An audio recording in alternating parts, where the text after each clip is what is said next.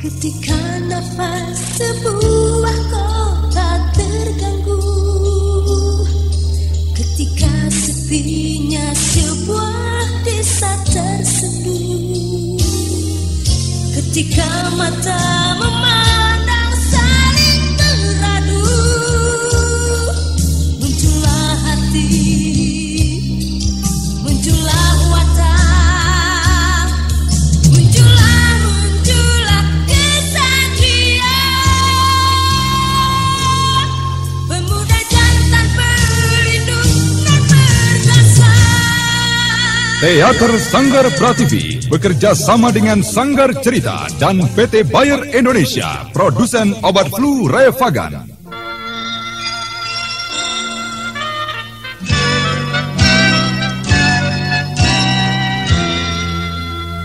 Revagan bekerja efektif membebaskan derita yang menyertai flu, seperti sakit kepala, demam, pegalinu, ataupun nyeri otot. Revagan membebaskan derita yang menyertai flu. Revagan dari Bayer. Bayer, jaminan mutu. Mempersembahkan sebuah serial Galang Gemilang.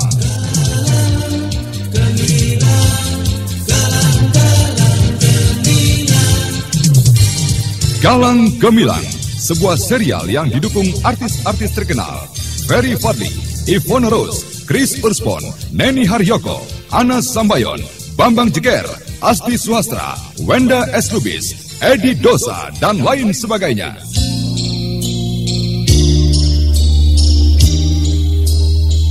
Aku tidak punya niat untuk membunuh orang. Sejahat apapun orang itu di mata masyarakat, aku dendam pada kejahatan. Aku dendam pada fitnah, iri, dengki, entah apa lagi yang mencelakakan orang satu dan lainnya. Aku hanya ingin membukakan mata mereka pada dunia mereka, pada kejahatan yang barangkali telah mereka geluti selama ini. Dengan membuka dunia mereka, barangkali, dan kuharapkan mereka melihat sisi lain, kebaikan, kebenaran, Os.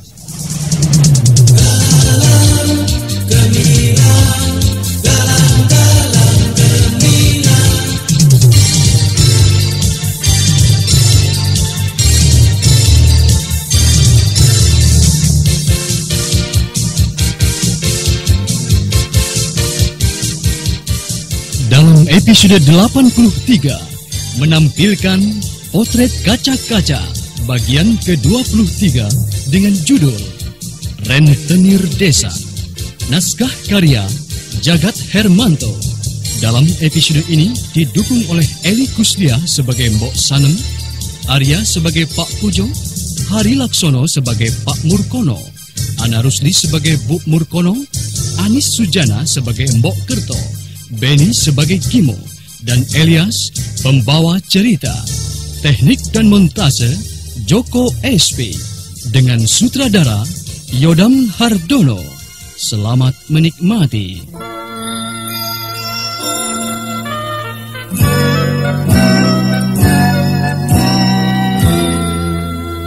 Hari-hari tak selalu ceria, kala mega kelabu menjelang.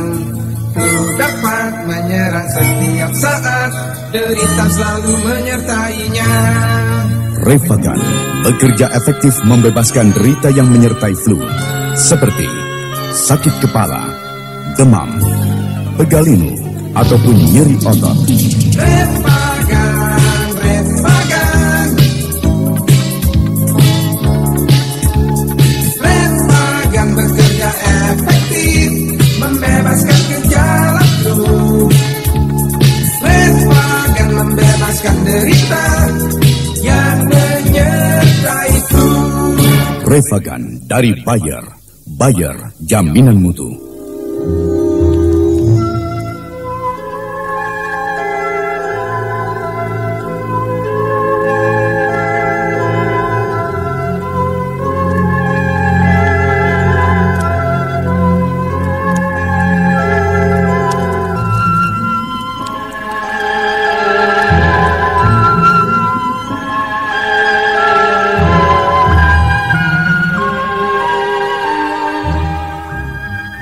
kisah menunggu 100 juta diceritakan, Gimo telah berhasil menangguhkan sertifikat tanah orang tuanya kepada seseorang guna mendapatkan sejumlah uang untuk membeli tiket pesawat Solo Jakarta untuk Mbah Guno Umok dan Marinten.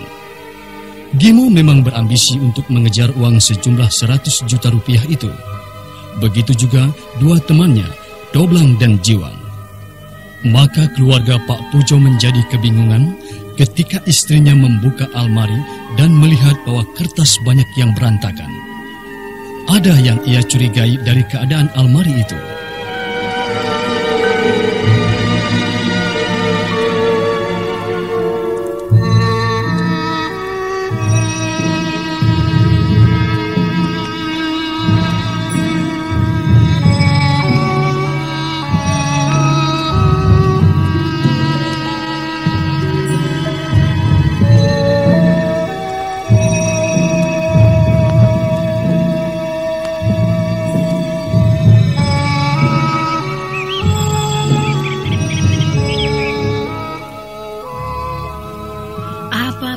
Tidak melihat kalau almari sudah reot begini masih tidak diganti. Coba sini Pak nih, lihat, bisa-bisa ambruk kalau kena benturan. Nah lihat Pak nih, malah isi almari berantakan tidak karuan begini. Loh, kok menyalahkan aku Tombok nih? Lawong aku ini selamanya tidak menyentuh almari itu kok. Kalau pakaianku kan sudah aku taruh di almari lama itu, di kamarku sendiri. Tapi Pak nih, siapa lagi kalau bukan kamu? Ini, lihat, kertas-kertas berserakan begini. Kamu itu kok ya menuduh orang sembarangan? Hah, mana coba? Hah? Weladalah, benar. Waduh, Mbok nih, celaka 12 ini, aduh. Kamu itu kok bingungi itu bagaimana toh? Celaka. Memangnya kalau celaka, almari bisa beli yang baru, tidak reot seperti ini, iya? Celaka, Mbok nih, celaka 12 ini. Kok celaka itu ada apa?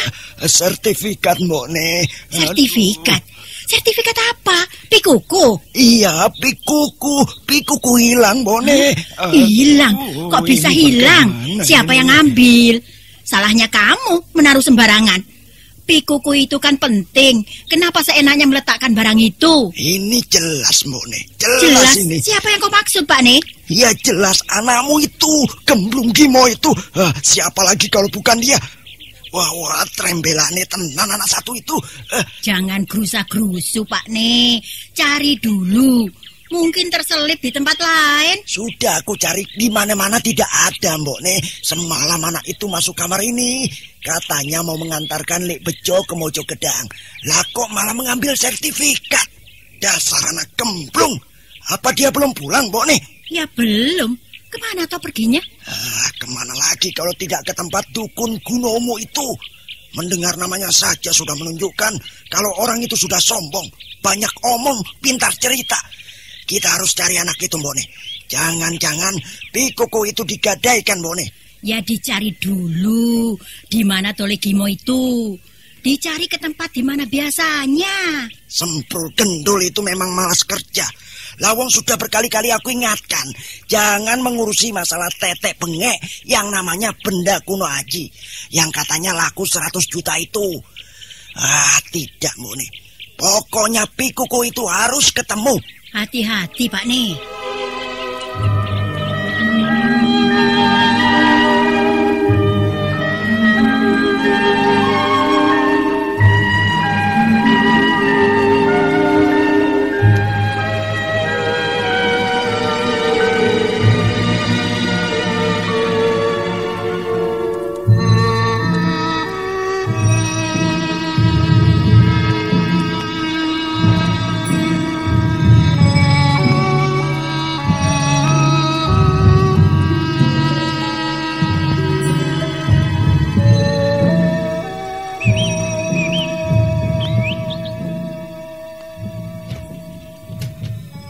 Loh, Lek, apa kowe tidak ketemu bapakmu? Bapakmu itu mencari, tidak ketemu toh? Lah, yang cari aku itu di mana, Mbok? Kok tumben cari aku? Ada perlu apa? Suruh nyangkul apa? Ya tidak. kamu ini semalaman tidak pulang. Katanya nganter Lik Bejo ke Mojogedang. Apa nginep di sana?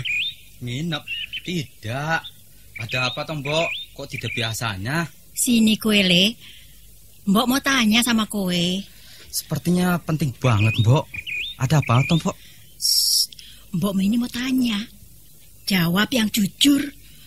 Apa kamu membawa pikuku sawah itu? Sertifikat. Bilang sertifikat saja kok pikuku. Sertifikat ya sama saja pikuku. Ya, kamu yang simpen ya? Di mana?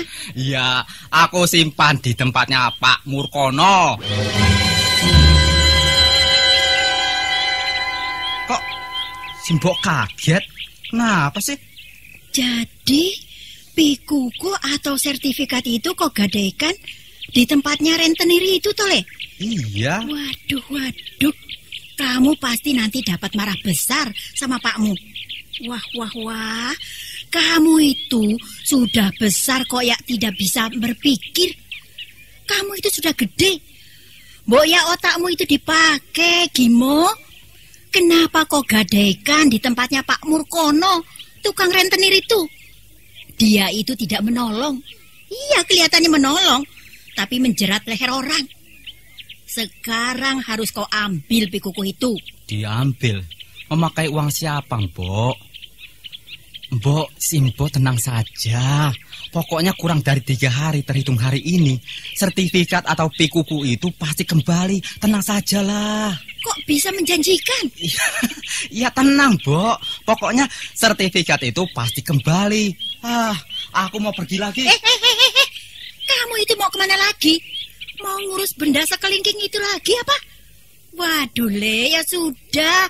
Jangan kau ikut arus itu. Tenang saja, Mbok. Pokoknya kurang dari 3 hari, sertifikat itu pasti kembali. Kowe pancen ora genah kok, Mo. Janji-janji 100 juta. Waduh, kok enak 100 juta. Uangnya mbahmu apa?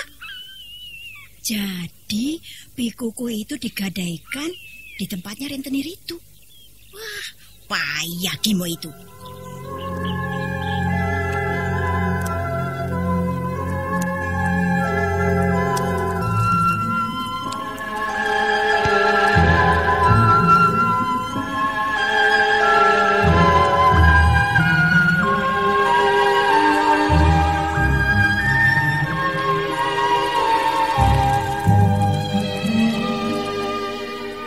Pulangnya Gimo ke rumah ternyata bersimpang dengan bapaknya. Maka dengan terus terang saja Mbok Sanem menanyakan kepada Gimo anaknya tentang di mana pikuku atau sertifikat tanah itu. Ternyata digadaikan kepada rentenir desa yang bernama Murkono. Maka setelah Pak Pujo pulang, ia pun segera mendapat laporan dari istrinya dan langsung saja Pak Pujo mendatangi rumah Pak Murkono.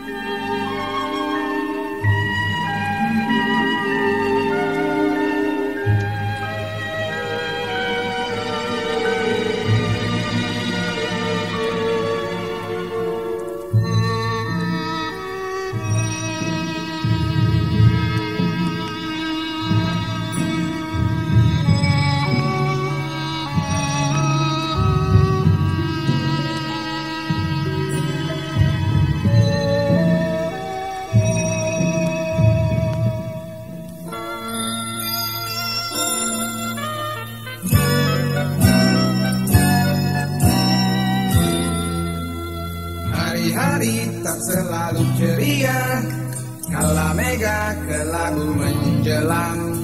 Ku dapat menyerang setiap saat, derita selalu menyertainya. Refagan bekerja efektif membebaskan derita yang menyertai flu, seperti sakit kepala, demam, pegalinu, ataupun nyeri otot.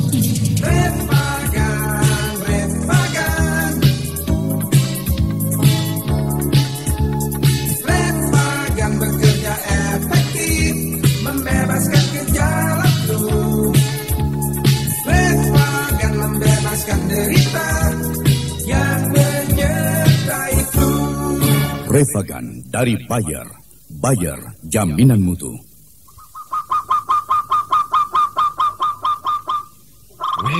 Loh, kalau tidak salah ini seperti Pak Pujo toh? Monggo Pak Pujo, monggo. Nggih, Pak Murkono.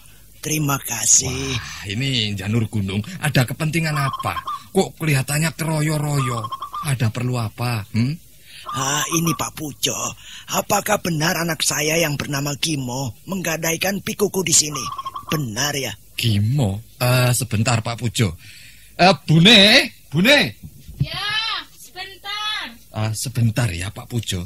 Soalnya yang mengurusi gade itu ibune bocah-bocah, bukan saya. Tunggu sebentar ya. Injih, Pak. Oh, ada tamu toh. Sugeng Pak Pujo. Pangestu, Bu. Aduh, ada apa kok tumben sekali Pak Pujo? Ini loh Bune. Pak Pujo ini menanyakan pikuku. Apa nak Gimo menaruh pikuku itu di sini apa? Iya benar Pak. Kenapa? Mau diambil lagi toh? Iya, Bu. Pikuku itu mau saya ambil. Sebab pikuku itu milik saya, bukan milik Gimo. Tenang dulu Pak Pujo, tenang. Dek Gimo itu meminjam saya uang sebanyak Rp300.000. Tapi dengan jaminan pikuku itu. Ya, maka saya memberikannya. Tidak bisa. Pikuku itu tetap saya minta, Bu Murkono. Sebab anak saya tidak punya hak untuk menggadaikan pikuku itu. Ya, saya maklum Pak Pujo. Tapi Dek Gimo juga punya hak menggadaikan pikuku atau sertifikat itu kepada saya. Sebab dia membawa pikuku sekalipun atas nama orang lain. Dek Gimo telah sepakat untuk mengembalikan dengan tambahan bunga 15% Pak Pujo. 15%? Jadi... Ya, dan kami telah bersepakat juga. Maka Dek Gimo pun juga menandatangani perjanjian itu. Tidak bisa, Bu. Pokoknya sertifikat itu harus kembali kepada saya. Karena sertifikat itu milik saya. Tidak. Saya tidak akan memberikannya kepada Pak Pujo sebelum uang 300 plus anak-anaknya itu kembali. Jadi Bu Murkono tidak mau mengembalikan pikuku itu? Iya. Pak Pujo, tenang dulu Pak Pujo. Tenang dos pundi. Saya tidak bisa dimainkan Pak Murkono. Pokoknya saya minta pikuku itu kembali. Kalau tidak, aku akan lapor pada Pak RT. Pak Pujo ngancam. Laporlah kalau Pak Pujo mau lapor. Lapor sana.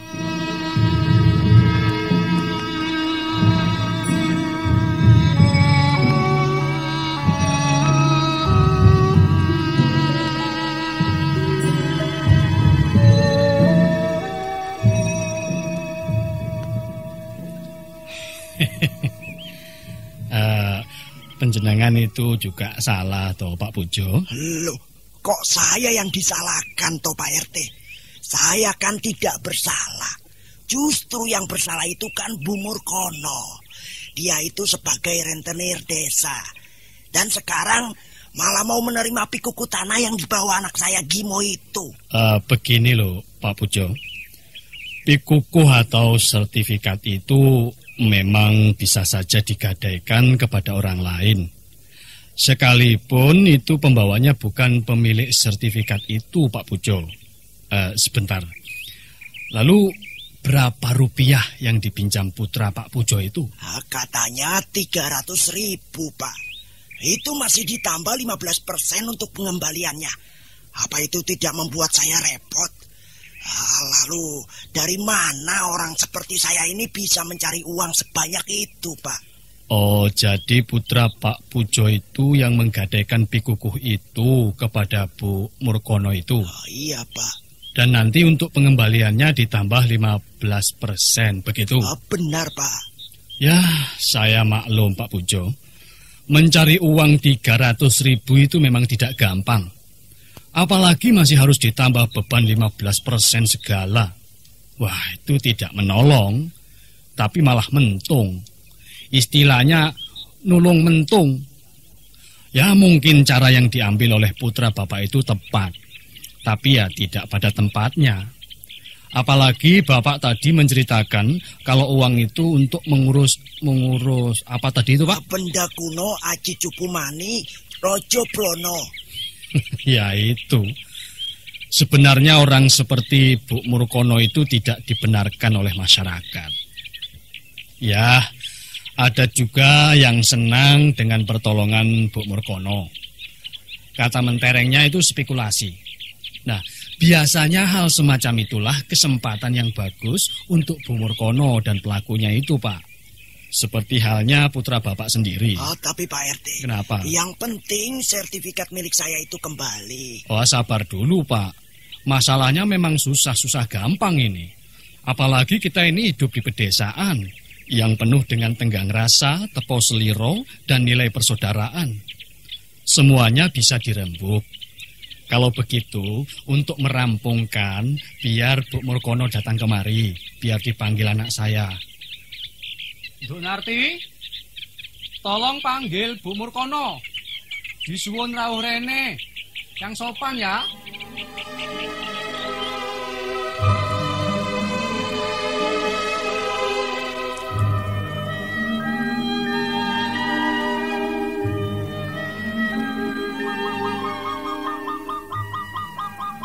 Utangmu yang lalu belum lunas. Sekarang utang lagi. Iya, Bu. Kasihanilah saya.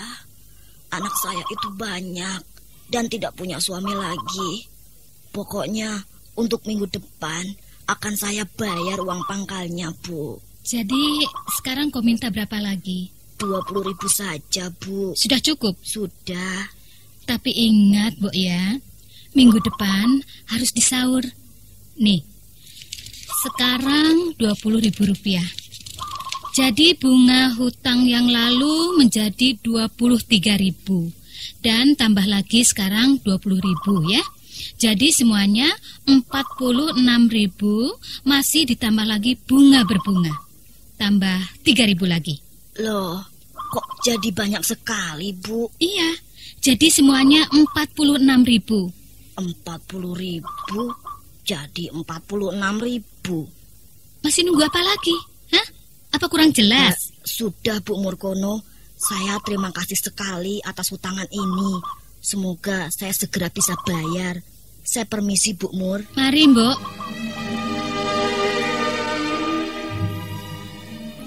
Ternyata Bu Murkono memang rentenir di desa itu. Dia tidak merasa kasihan kepada orang yang memerlukan pertolongan. Agaknya seorang rentenir memang harus tega terhadap siapapun dan waktu kapan dia butuh. Siap mencekik korbannya, tidak ambil peduli siapapun. Yang penting dia mendapatkan uang. Walau sebenarnya cara itu sungguh merugikan bagi kaum lemah. Maka setelah Mbok Kerto pergi, putri Pak RT pun datang ke rumah Bu Murkono. Bu Murkono pun segera mendatangi rumah Pak RT saat itu juga. Apakah Pak RT hendak memutuskan kalau pikukuh itu harus saya kembalikan sebelum uang 300.000 itu disaur beserta bunganya, Pak? Saya ini istilahnya dagang. Dan saya adalah menolong bagi yang membutuhkan.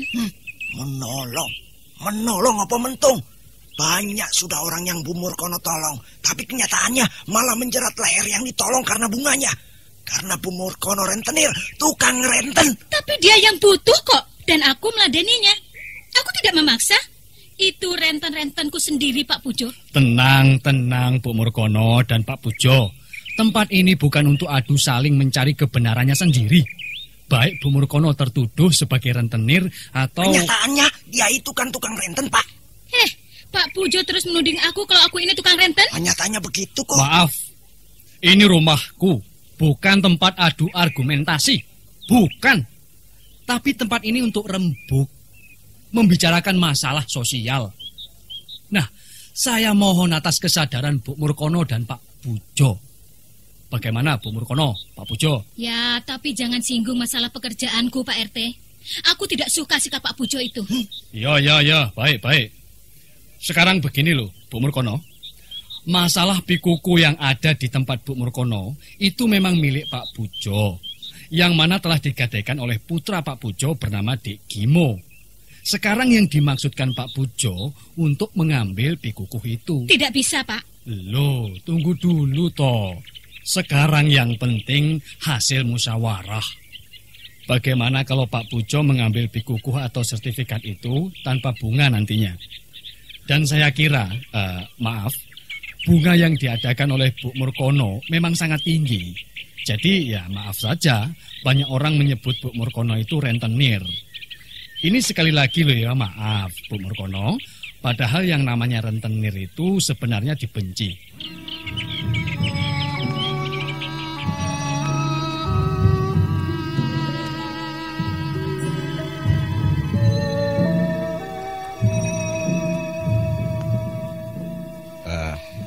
Bukankah saya sudah mengingatkan, toh, Bu? Hentikanlah masalah pekerjaan renten itu. Ya, sisi lain di pihak yang suka spekulasi, ya memang senang. Tapi kasihan toh kepada yang lemah ekonominya. Sekarang tinggal kamu, Bu. Masih ingin jadi tukang renten? Apa tukang anak duit itu loh? Terserah. Jadi, bagaimana dengan pekerjaan kita, Pak? Lah, pekerjaan kok bingung. Kan banyak. Kau bisa berdagang, ya toh? Bisa beternak dan juga bisa bertani atau buka usaha lain. Kios kek, warung makan atau gimana? Itu kan juga usaha namanya. Dan perlu diingat, Bu ya. Dagang jangan dijadikan alasan untuk berbuat renten. Nah, semoga penerangan dari Pak RT itu bisa kau pilih, Bu.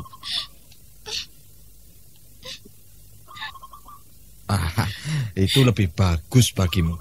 Menangis itu lebih bagus. Sebab dari tangis penyesalan kau akan lahir sebagai sosok baru, Bu. Tangismu lebih membahagiakan jiwamu daripada kau menikmati hasil renten.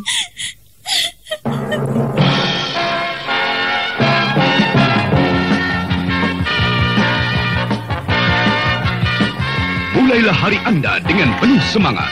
Mulailah dengan penuh gairah dengan tenaga dari Tonikum Bayer. Tonikum Bayer, cari sahabat untuk kita semua. Berolahraga dengan tekun atau bekerja keras, Tonikum Bayer bila diminum teratur menjamin kemantapan tenaga, membuat kita sehat berseri untuk mencapai prestasi puncak. Tonikum Bayer, cari sahabat untuk kita semua. Tonikum Bayer mengandung ekstrak liver, mineral dan vitamin yang dengan mudah diserap tubuh menjadi tenaga tambahan. Tonikum Bayer memberi semangat bagi Anda untuk menjadi yang terbaik. Tonikum Bayer, cari sahabat untuk kita semua. Bu Murkono ketika menemui suaminya, seakan ada yang dipertanyakan. Perempuan itu teringat akan pesan suaminya beberapa tahun lalu, yang pernah memperingatkan istrinya agar tidak melakukan renten sebagai pekerjaannya. Dan setelah itu, perempuan itu memahami. Setelah dirinya mendapat pengarahan dari Pak RT, dan saat itulah Bu Murkono menangis, tangis penyesalan. Nah, saudara pendengar, benar-benar sadarkah Bu Murkono dan tidak akan melakukan sebagai rentenir? Lalu bagaimana dengan nasib Gimo, juga Mbah Guno Umo dan Marinten? Silahkan mengikuti kisah ini dalam sandiwara serial Galang Gemilang pada episode berikutnya. Sampai jumpa.